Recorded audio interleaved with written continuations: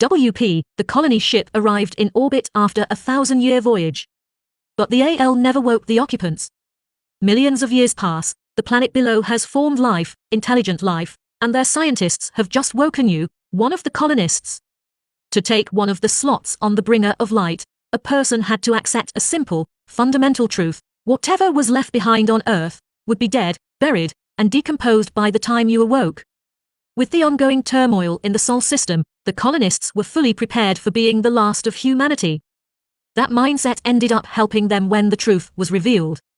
Not 1,000 years of cry-sleep, no closer to 7 million.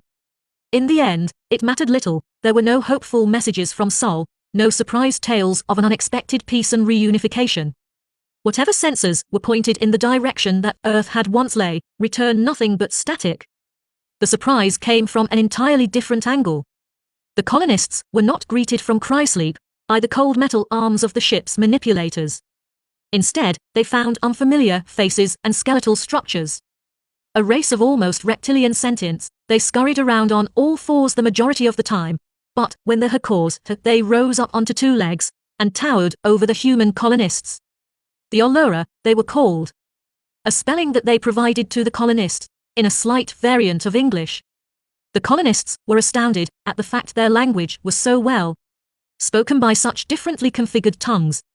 They happily provided for the colonist as they recovered from their long sleep. There was a single question that weighed on every human mind: why? The ship's AL had not awoken the colonists as expected. It seemed to have completely ignored its programmed directives. It had instead secreted them on an airless, tectonically stable moon, where they had lain undisturbed for the vast majority of their 7-million-year stay. The Allura had only managed to find the ship 7 years ago, and it had been a revelation that had shaken their society, for the writing, the symbols, even the interfaces of the ship were familiar to them, as if they had made the ship themselves. Before meddling with the ship's occupants, the Allura had hoped to be able to speak with its AL, a task they had repeatedly failed at. Their only small success was a single message from the AL, referred to the ship's commander. It had flashed up briefly on a screen, and then vanished. With no other recourse, the Allura had awoken the commander. The AL had scanned her, and recognition scanners had fully awoken the AL at last, its primary directives lighting up on screen.